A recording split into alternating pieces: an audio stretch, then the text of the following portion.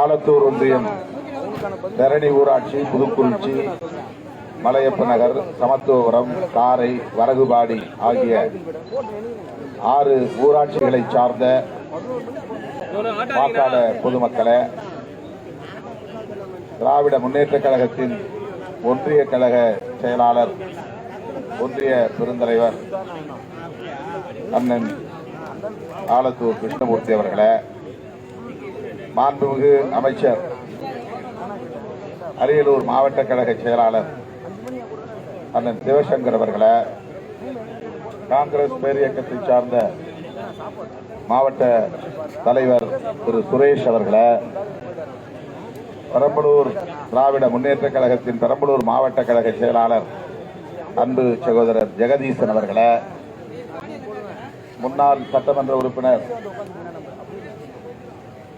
அண்ணன் துரைசாமி அவர்களே, கம்யூனிஸ்ட் கட்சி மார்க்சிஸ்ட் ரமேஷ் அவர்களே, இந்திய கம்யூனிஸ்ட் கட்சியின் மாவட்ட பொறுப்பாளர்களே, மதிமுக மனிதநேய மக்கள் கட்சி, மக்கள் சமூக நீதி பேரவையின் மாவட்ட தலைவர், நம்முடைய மாநில தலைவர் வழக்குரைஞர் மனோகரன் அவர்களே, மாவட்ட பொறுப்பாளர்களே,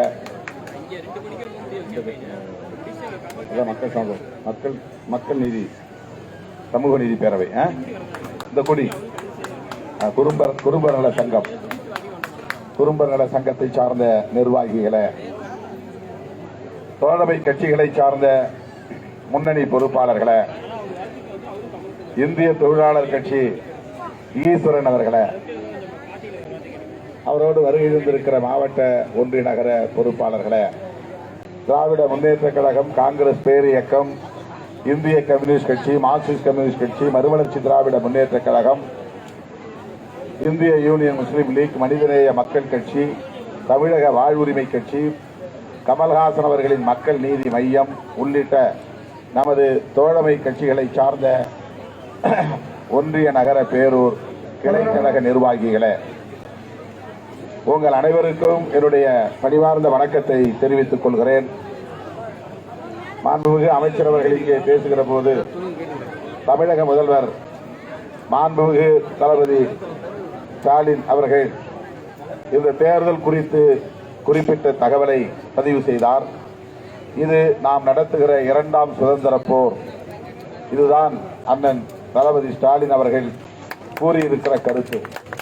இது மிகவும் கவனமாக நாம் நெஞ்சிலே இருத்த வேண்டிய ஒரு செய்தி. ஏற்கனவே 1ஆம் சுதந்திர போர் காந்தியடிகளின் காலத்திலே நடந்தது. 2ஆம் சுதந்திர போர் இப்போது நாம் நடத்தி கொண்டிருக்கிறோம். அது வெள்ளையர்களை எதிர்த்து, ஆங்கிலேயரை எதிர்த்து, பிரிட்டிஷாரை எதிர்த்து நடந்த சுதந்திர போராட்டம், விடுதலை போராட்டம். இப்போது நாம் நடத்துவது அவர்களை விட மிக மோசமான கொடிய சக்திகளாக இருக்கிற மோடி, அமித்ஷா, அதானி, அம்பானி ஆகிய சங் பரிவார் கும்பலிடமிருந்து இந்த நாட்டை மீட்க, நாட்டு மக்களை காக்க நாம் நடத்துகிற இந்த போராட்டம் 2ஆம் விடுதலை போராட்டம். 100க்கு 100 விழுக்காடு இது உண்மை. இதை நாம் மனதிலே இருத்திக் கொள்ள வேண்டும். தமிழ்நாட்டை பொறுத்தவரையில் திராவிட முன்னேற்ற கழகம் தன்னுடைய அரசியல் எதிரியாக அதிமுகவை முன்னிறுத்தி தேர்தலை சந்திக்கலாம். அரசியல் எதிரியாக மேனாள் முதல்வர், இந்நாள் எதிர்கட்சி தலைவர் எடப்பாடி பழனிசாமி அவர்களை முன்னிறுத்தி பிரச்சாரம் செய்யலாம். ஆனால் அண்ணன் தளபதி அவர்கள், அவருடைய தலைமையில் இயங்குகிற நம்முடைய கூட்டணி கட்சிகள் யாரை நாம் இங்கே எதிரியாக பார்க்கிறோம் என்று சொன்னால், தமிழ்நாட்டில் இருக்கிற அதிமுகவோ அல்லது அதிமுக கூட்டணியில் உள்ள தேமுதிகவோ அல்ல, அல்லது தமிழ்நாட்டில் பாஜகவோடு கை கொடுத்திருக்கிற பாமகவோ அல்ல. அகில இந்திய அளவில் மக்களின் விரோதியாக, மக்களின் எதிரியாக இன்றைக்கு பாஜக விளங்குகிறது. அந்த பாஜக தலைமையிலான அரசு தொடரக்கூடாது, அதை அப்புறப்படுத்தியே ஆக வேண்டும் என்கிற வகையில் நரேந்திர மோடியை முன்னிறுத்தி அண்ணன் தளபதி அவர்கள் இந்த தேர்தல் பிரச்சாரத்தை முன்னெடுத்திருக்கிறார். தயவுகூர்ந்து எண்ணி பார்க்க வேண்டும். பாரதிய ஜனதா டெல்லியிலே ஆளுங்கட்சியாக இருக்கிறது, இப்போதும் தொடர்கிறது. தேர்தல் முடிகிற வரையில், ரிசல்ட் வருகிற வரையில் அவர்கள் தான் ஆட்சியில் இருக்கிறார். கடந்த 5 ஆண்டுகளில் பாரதிய ஜனதாவோடு இணக்கமாக போயிருந்தால் திமுகவுக்கு என்ற நெருக்கடி ஏற்பட்டிருக்கிறார். செந்தில் பாலாஜி சிறைப்பட்டிருக்க மாட்டார். பொன்முடி அவர்கள் தனது இடையிலே பதவியை இழந்திருக்க வேண்டிய தேவையில்லை. திமுகவுக்கு நெருக்கமான அமைச்சர்களுக்கு எந்த நெருக்கடியும் ஏற்பட்டிருக்கார். ஆனால் அதை பற்றியெல்லாம் பொருட்படுத்தாமல் பாஜகவோடு எந்த நட்பும் வேண்டாம், உறவும் வேண்டாம், கூட்டணியும் வேண்டாம். அவர்கள் எவ்வளவு பெரிய சக்தியாக இருந்தாலும் நமக்கு அதை பற்றி கவலை இல்லை. நாம் பகுத்தறிவு பகடல் தந்தை பெரியார், பேரறிஞர் அண்ணா, முத்தமிழறிஞர் கலைஞர் ஆகியோர் கட்டி காப்பாற்றிய சமூக நீதியை பாதுகாத்தாக வேண்டும்.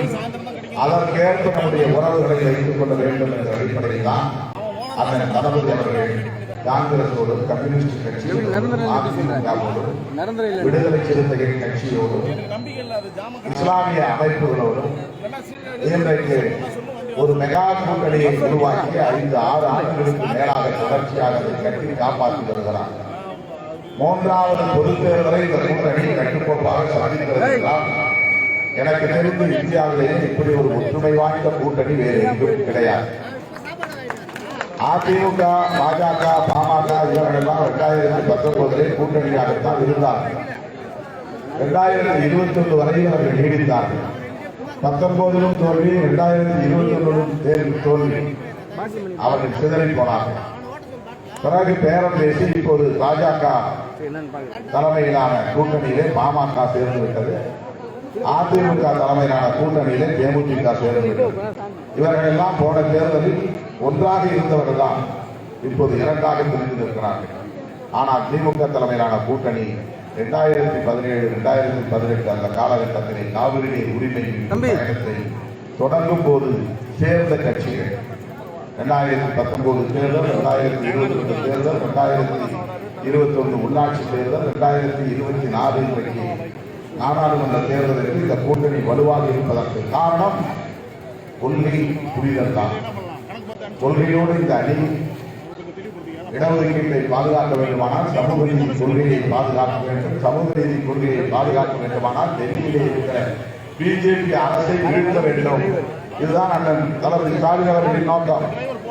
100 நாள் வேலையை பாதுகாக்க வேண்டுமானால் டெல்லியிலே காங்கிரஸ் தலைமையிலான அரசு உருவாக வேண்டும். 100 நாள் வேலையை கொண்டு வந்தது அன்றைக்கு ஆட்சியில் இருந்த மன்மோகன் சிங் பிரதமராக இருந்த காலத்தில் வந்தது. கம்யூனிஸ்ட் கட்சிகள் ஆதரவு கொடுத்து கம்யூனிஸ்ட் கட்சிகளுடைய ஆலோசனையின் பேரில் வந்த ஒரு ஸ்கீம் தான், திட்டம் தான் 100 நாள் வேலை. விவசாயத்தை நம்பி இந்த மக்கள் கிடக்கிறார்கள். இவர்களுக்கு அரசாங்கம் 100 நாட்களாவது, வருஷத்துக்கு 100 நாட்களாவது வேலை கொடுக்க வேண்டும். அப்போதுதான் அவர்களுக்கு வருமானம் கிட்டும். மழை பெய்தால்தான் விவசாயம், விவசாயம் இருந்தால்தான் வேலை. அதுவும் 365 நாட்களில் 30 நாள் 40 நாள் தான் இவர்களுக்கு வேலை கிடைக்கிறது. மிச்ச நாட்களில் வேலை இல்லை, அதனால் வருமானம் இல்லை, அதனால் வாங்கும் சக்தி இல்லை. அரிசி பொருட்கள் கூட வாங்க முடியாத நிலையிலே ரேஷன் கடையில் வாங்கி சாப்பிடுகிற அவலம் பெரும்பான்மையான மக்களுக்கு இருக்கிறது. அந்த ரேஷன் கடை அரிசியும் சாப்பிடக்கூடிய நிலையில் இல்லை. இப்படிப்பட்ட நிலையில வருஷத்தில் 100 நாட்களாவது இந்த ஏழை மக்களுக்கு வேலையை கட்டாயம் உரிமையாக்க வேண்டும். இந்த குரலை கம்யூனிஸ்டுகள் எழுப்பினார்கள். இந்த குரலை காங்கிரஸ் ஏற்றுக்கொண்டது.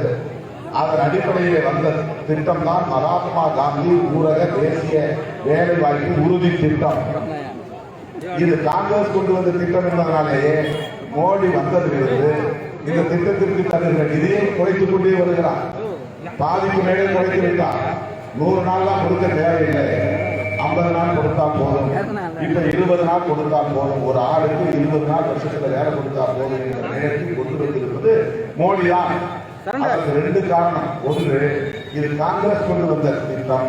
2வது, காந்தி பெயரால் இந்த திட்டம் இருப்பது அவர்களுக்கு பிடிக்கும். காந்தினா அந்த கட்சிக்கு அறவே ஆகாது.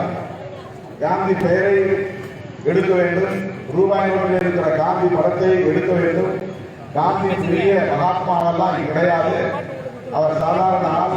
அவர்களிடத்திலேயே மகாத்மா நாத்துராம் கோட்சே தான், வீர சவார்கர் தான் என்று சொல்லுகிற ஒரு கட்சி இந்தியாவிலேயே காந்தியை சுட்டுக் கொன்ற கோட்சேவை மகாத்மா என்று சொல்லுகிற கட்சி தான் பிஜேபி. இதை நம்மால் ஒத்துக்கொள்ள முடியுமா? காந்தியை கொன்ற கொலைகாரனை மகாத்மா என்று சொல்லுகிற கட்சி பிஜேபி. வீர சவார்கர் என்கிற ஒருவர் அவர்களுக்கு மகாத்மா. அவர் விடுதலை போராட்டத்தில் ஈடுபட்டவர்கள், காந்தியை போல் வலிந்து கொண்டவர்கள், காங்கிரஸ்காரர்களைப் போல தியாகிகள் கிடையாது. அந்த மாதிரியான கருத்துப்பட்ட கட்சி பிஜேபி.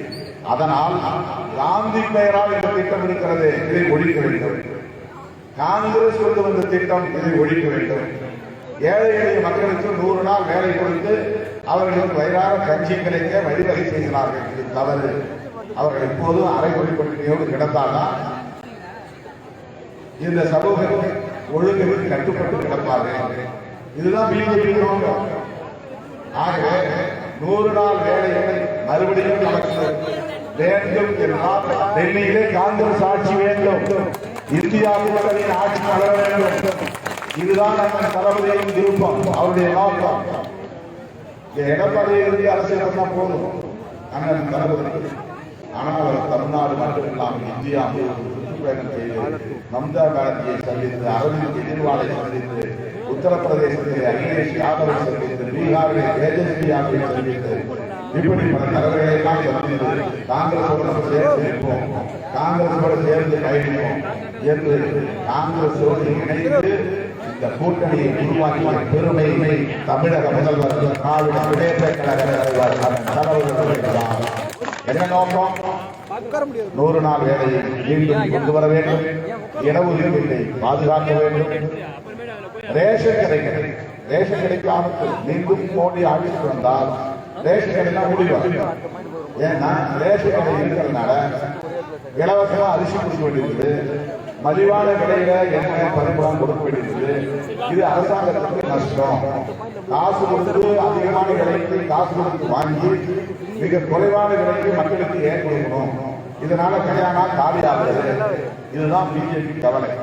ஆனா அவங்களுக்கு வேண்டிய விஜய் மல்லையா போன்ற பெரிய பெரிய பண முதலைகளுக்கு பல லட்சம் கோடி கடன் கொடுத்து, நம்ம வீட்டு பணத்தை பேங்க்ல இருந்து எடுத்து கடன் கொடுத்து அவங்களால கட்ட முடியல, அவங்க திவாலா ஆகிட்டாங்க, அதனால தள்ளுபடி பண்றது 25 லட்சம் கோடி தொகையை தள்ளுபடி செஞ்சார்கள்.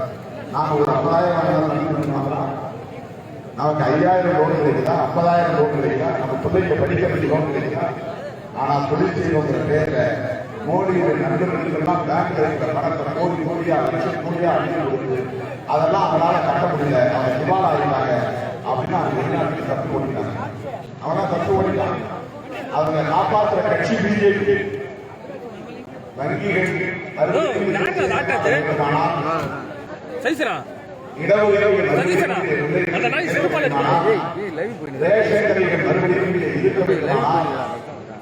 நூறு நாள் வேலை மறுபடியும் நமக்கு கிடைக்க வேண்டுமானால் பிஜேபி அரசை தூக்கி எதிரியாக வேண்டும். எடப்பாடி அவர்கள் இங்கே எதிரி அல்ல, இந்திய அளவிலே நரேந்திர மோடி தான் எதிரி, பாரதிய ஜனதா கட்சி தான் எதிரி. அந்த கட்சியின் ஆட்சியை தூக்கி எறிவதற்காக உருவாக்கப்பட்ட கூட்டணி தான் இந்தியா கூட்டணி.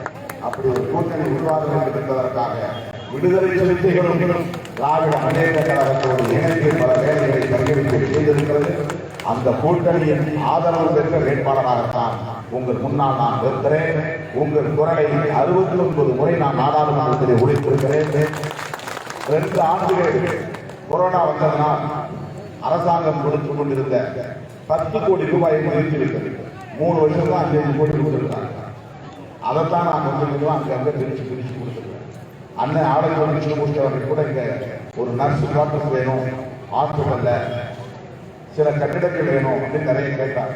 நிதி கொடுக்க முடியும், கொஞ்சம் தான் கொடுக்க முடியும். ஏன்னா மொத்தம் 6 சட்டமன்ற தொகுதி, ஒரு சட்டமன்ற தொகுதிக்கு எம்எல்ஏ 3 கோடி தராங்க. ஆனா ஒரு எம்பிக்கு 6 சட்டமன்ற தொகுதி மொத்தமே 5 கோடி தான் தராங்க. இது 6 சட்டமன்ற தொகுதியிலையும் மக்கள் கேட்கறது 10 கோடி கொடுக்கணும். 1 லட்சம், 2 லட்சம், 5 லட்சம், 10 லட்சம். இதை தவிர எம்பிக்கு எந்த அதிகாரமும் இல்லை. அதுல 1.25 கோடி நான் கொரோனா சமயத்துல கொரோனா ஆக்சிஜன் சிலிண்டர் வாங்கணும், மற்ற என்னென்ன எக்யூப்மெண்ட்ஸ் வேணுமோ அதெல்லாம் வாங்கணும்னு கேட்டப்போ என்னுடைய நிதியிலிருந்து 1.4 கோடியை கவர்மெண்ட் ஹாஸ்பிட்டல். அந்த நேரத்தில் எங்கள் அக்கா கொரோனாவை பாதிக்கப்பட்டு உயிரிழந்தாங்க. அதில் 3 மாதம் கடுமையான மன உளைச்சலுக்கான பிறகு எனக்கும் கொரோனா இருந்துச்சு. 1 மாதம் ஹாஸ்பிட்டல் இருந்தேன். 1 வருஷம் நான் வெளியே வரல. அந்த அளவுக்கு இரும்பு கிட்டத்தட்ட 8 மாதம் இரும்பு விக்கெட் வந்துட்டே இருக்கு. இப்போ கூட இந்த கொரோனா பாதிப்பாக ரொம்ப நேரம் நிற்க முடியாது. வெளியே தான் நிற்க மயக்கம் அவளை கடுமையாக பாதிப்பாங்க. இருந்தாலும் நாடாளுமன்றத்தில் தவறாமல் போனேன். ஒவ்வொரு விவாதத்திலும் 5 மணி நேரம் காத்து வந்து 3 நிமிஷம் ஆகி முடிச்சிருக்கிறேன். 3 நிமிஷம் பேசுறதுக்கு 5 மணி நேரம் நான் காத்துக்கணும். ஏன்னா நான் ஒரே ஒரு நிர்வாகத்தினால அதிகமாக கொடுக்க மாட்டாங்க. வாய்ப்பு 10 MP 20 MP 3 மணி நேரம் 2 மணி நேரம் 1 மணி நேரம் 1/2 மணி நேரம் டைம் கொடுப்பாங்க. ஒரே ஒரு MP உள்ள கட்சிக்கு நேரம் இருந்தால் பார்ப்பாங்க, ஏன்னா போயிட்டே இருந்தது அறிவிப்பாங்க. அதெல்லாம் ஒரு போராட்டம் உங்களுக்கு தெரிஞ்சு இருந்தால் சொல்றேன். அதில் நான் தாக்கு நடத்தி போராடி 2 நிமிஷம் வாங்கினா கூட சமூக நீதிக்காக குரல் கொடுத்திருக்கிறேன், இடஒதுக்கீட்டுக்காக குரல் கொடுத்திருக்கிறேன், ஈழத்தமிழர்களுக்காக குரல் கொடுத்திருக்கிறேன், மணிப்பூர் பிரச்சனைக்காக குரல் கொடுத்திருக்கிறேன். நம்முடைய அமைச்சரவர்கள் சொன்னதைப் போல நான் மணிப்பூர் வரை சென்று மக்களை சந்தித்து அந்த மக்களுக்கு ஆதரவு சொல்லியிருக்கிறேன். மும்பையிலும் கர்நாடகாவிலும் ஆந்திராவிலும் தெலுங்கானாவிலும் பாதிக்கப்பட்டுள்ள மக்களை சந்தித்து அங்குள்ள கட்சி தலைவர்களோடு பல போராட்டங்களில் பங்கேற்றிருக்கிறேன். சிஏஏ வந்தபோது தென்னிந்திய மாநிலங்கள் முழுவதும் சுற்றுப்பயணம் செய்து சிஏஏ கண்டித்து பல போராட்டங்களில் பங்கேற்றிருக்கிறது. இந்தியாவிலேயே சிஏஏ எதிர்த்து தேசம் காப்போம் என்ற ஒரு பேரணியை நடத்தி அருமை தோழர்களே, இப்படி இந்த இயக்கம் திராவிட முன்னேற்ற கழகத்தோடு இணைந்து பணியாற்றி வருகிற ஒரு தோழமை இயக்கம். விடுதலை சிறுத்தைகள் கட்சியும் திராவிட முன்னேற்ற கழகமும் கிட்டத்தட்ட ஒரே ஒரு தேர்தலை தவிர எல்லா தேர்தல்களும் இணைந்தே பயணப்பட்டிருக்கிறோம். இன்றைக்கும் அண்ணன் அவர்கள் எங்களை அரவணைத்துக் கொண்டு 2 தொகுதிகளை வழங்கியிருக்கிறார். இந்த 2 தொகுதிகளில் வெற்றி பெற வேண்டும் என்று வாழ்ந்திருக்கிறார். நான் 40 தொகுதிகளில் போட்டியிடுகிறேன் சிதம்பரம் உட்பட என்று கூறியிருக்கிறார். அவருடைய வாழ்த்துக்களோடு வந்திருக்கிற எனக்கு உங்கள் பொன்னான வாக்குகளை, முத்தான வாக்குகளை பானை சின்னத்திலே வாரி வழங்குகிறேன். பானையை போட்டு வைக்கும் எல்லாம் பாதுகாப்பாக இருக்கிறது. தானியத்தை கொண்டு வைத்தாலும், அரிசியை கொண்டு வைத்தாலும், பருப்பை வைத்தாலும், குடிநீரை வைத்தாலும், பழ கஞ்சியை வைத்தாலும் பாதுகாப்பாக இருக்கும். அதை போல் இந்த வாக்குகளை பானையில் போடுங்கள். இந்த நாடு பாதுகாப்பாக இருக்கும், ஜனநாயகம் பாதுகாப்பாக இருக்கும். சிறப்பான மகளிர் அனைவருக்கும் என்னுடைய நிஜான நன்றியை தெரிவித்து இந்த ஏற்பாட்டை செய்த ஒன்றிய கழக செயலாளர் ஒரு மதிப்புக்குரிய ஆலத்தூர் கிருஷ்ணமூர்த்தி அவர்களுக்கும் அவரோடு கலந்திருக்கிற அத்தனை தோழர்களுக்கும் என்னுடைய மனமார்ந்த நன்றியை தெரிவித்து நிறைவு செய்கிறேன். நன்றி, வணக்கம். நமது சின்னம் திமுக சின்னம், காங்கிரஸ் சின்னம், கம்யூனிஸ்ட் கட்சி சின்னம், குடும்ப நல சங்கத்தின் ஆதரவு சின்னம், மக்கள் சமூக நீதி பேரவையின் ஆதரவு சின்னம், இந்திய தொழிலாளர் கட்சியின் ஆதரவு சின்னம். இந்த பகுதி வாழ் வாக்காளர் பொதுமக்களே, உங்கள் பொன்னான வாக்குகளை முத்தான வாக்குகளை முத்துரைக்க கேட்டுக்கொள்கிறேன்.